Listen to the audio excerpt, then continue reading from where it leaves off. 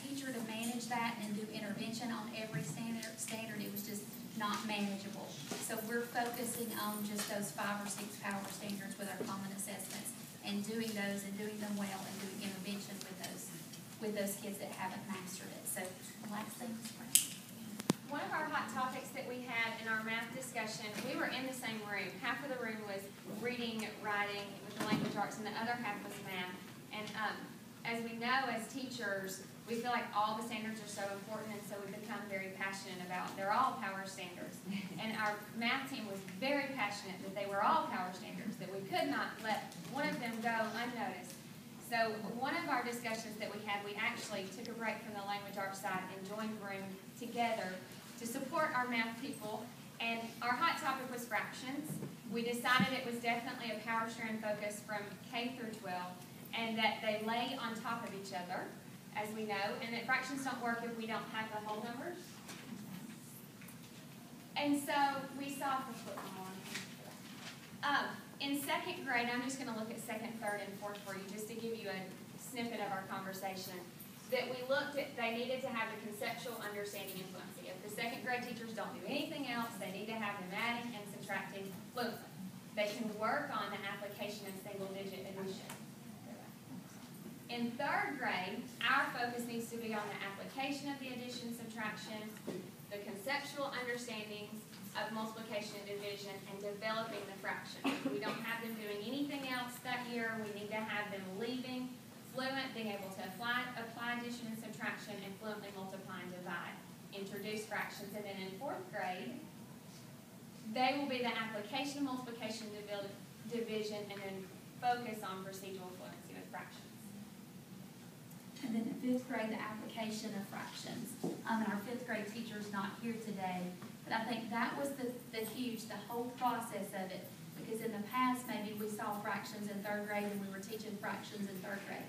4th grade, we were teaching fractions. 5th grade, and every teacher was kind of trying to do the same thing 3 years in a row to get them ready.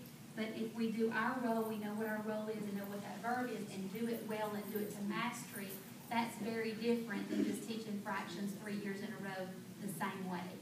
So it's a little more complex than that, but that was kind of the big idea. When you pull up 3rd grade English language arts, this is our website. We had a countdown about I think it was 500 days. We developed this 500 days of implementation. Now we're 83 days into the implementation. But this is our Google site that was created, and it's a collaborative site. It's a share site. All of our teachers have editing rights. So we wanted to show you, like the 3rd grade teacher, when she pulls up her page, she can see the power standards for 3rd grade, but she can also see the power standards for 2nd grade and the power standards for 4th grade.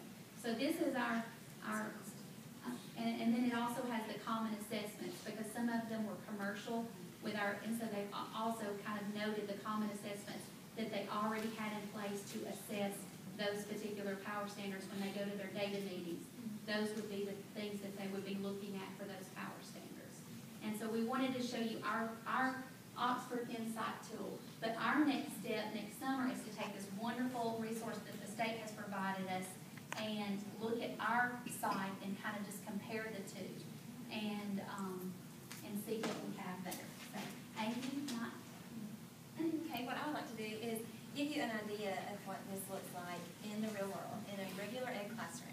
Because like Danielle said, once all of the power standards have been chosen, once all the vertical conversations have taken place, how does a teacher take this information back in his or her classroom? And so one of our challenges is to be able to take this back to our grade level and just tell them all of the conversations that took place and try to get them on board with the Common Core and with the plan that we have in mind. And for example, just like Allison was saying, those 3rd grade teachers are counting on 2nd grade teachers like myself to have those children fluent in reading and fluent in their math facts. So I want to give you an example in how my daily lessons have changed. In the past, when I taught reading, it was about 50-50, fluency and comprehension. And by the way, teaching comprehension to 2nd graders is a really hard job because up until 2nd grade, they've only been asked to call words, and sometimes they're timed. So they're just reading for speed. once they get into second grade, they've got to make meaning out of that passage or that magazine article or that whatever that they're reading. So it's a very difficult struggle, and I realize that in the past, I've spent a lot of time teaching comprehension strategies before beginning, middle, end, problem solution, the different skills that are expected. When I was involved in these conversations, I heard someone mention that Common Core standards have comprehension as a standard from 3rd through the 12th grade, but fluency ends in 2nd grade. As a standard, it does not appear again after 2nd grade. So if a child leaves me and is not fluent reading, there's a possibility he may not ever become a fluent reader. And that was an aha moment for me, and that really wowed me, because I realized, wow, if I let this child leave my classroom without being fluent, he may not ever be a fluent reader. And then what good are those comprehension strategies? So I changed my daily reading schedule from the 50-50 fluency comprehension to a much heavier focus on fluency. I still teach comprehension.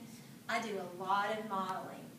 My children may leave me not knowing how to create a Venn diagram comparing the Sahara Desert to the Gobi Desert, but they will be able to read fluently.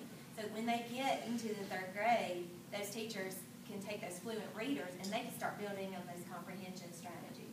And we also discussed that we have to trust one another as grade levels. The 3rd grade teachers have to trust me to do my job, and then I've got to trust them to take over where I leave off. And so I just wanted to give you an idea of what that looks like in a regular ed classroom. And basically, I just can't brag on these teachers enough.